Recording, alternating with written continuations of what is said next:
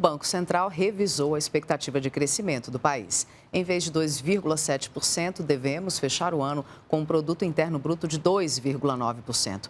O que motivou essa mudança? Quem conta pra gente é o nosso comentarista de política e economia, professor Ricardo Caldas. Boa noite, professor. E eu já quero saber por que o Banco Central está mais otimista com a nossa economia.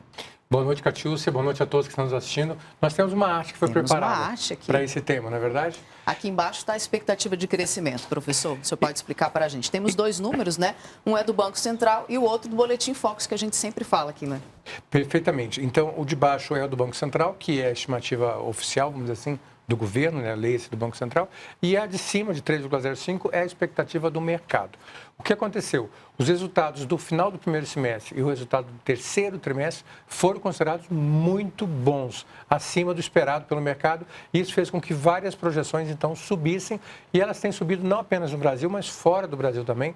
Os organismos internacionais têm revisado o crescimento do Brasil para cima, e todos eles hoje estão trabalhando mais ou menos nessa faixa, 2,8, 2,9, é o caso do FMI, da própria OCDE, Banco Mundial também. E aí, então, o que o Banco Central fez, na verdade, nesse último relatório, que é o terceiro relatório trimestral, né, do terceiro trimestre, né, ele simplesmente, o que ele fez foi, vamos dizer assim, adequar as previsões que já existiam no mercado, no Brasil, e também com a perspectiva dos organismos internacionais, com a sua própria perspectiva. Então, de certa forma, ele alinhou melhor a situação, digamos assim, a visão dele, né, ao que realmente o mercado e os organismos internacionais esperavam para o crescimento do Brasil este ano. É a última análise em relação a esse crescimento ou ainda tem mais algum até o fim do ano, professor? Bom, em relação ao relatório trimestral, é o final, provavelmente não vai ser publicado agora esse ano mais nenhum, mas de qualquer maneira o que é importante aqui é que a expectativa do mercado, que é o boletim, traduzido pelo Boletim Focus, que é uma pesquisa, né,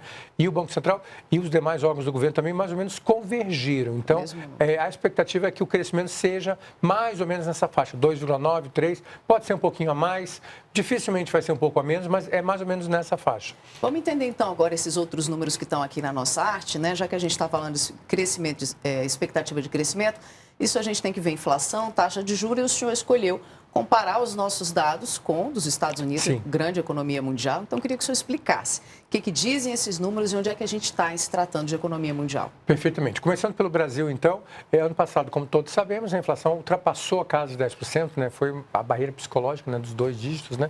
Então, chegamos a 10,06%. A expectativa do mercado para esse ano é que ela fique em torno de 5,7%. É o que deu no último Boletim Focus. Eu acredito que talvez isso mude ainda no Boletim Focus da semana que vem, mas aí temos que aguardar. Mas, de qualquer maneira, a expectativa é que ela fique em torno de 5,7, talvez 5,5, um pouquinho acima da meta, que seria 3,5, mais 1,5 de tolerância, 5%.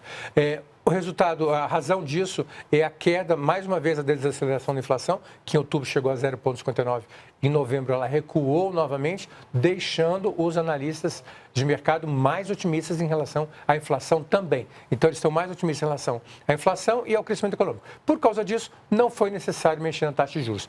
Já o contrário está acontecendo nos Estados Unidos. Nos Estados Unidos, houve mudança, houve aumento na taxa de juros, não foi um grande aumento, como da última vez, que foi 0,75 pontos, dessa vez foi apenas 0,5, então eles estão trabalhando com faixa atualmente, né, nos Estados Unidos, estavam trabalhando com uma faixa de 3,7 a 4 e agora estão trabalhando com uma faixa de 4,2 a 4,5. Por quê, Catiúcia? Porque os resultados de novembro foram excepcionais, muito melhores que o mercado esperava. A inflação dos Estados Unidos em novembro foi de apenas 0,1%.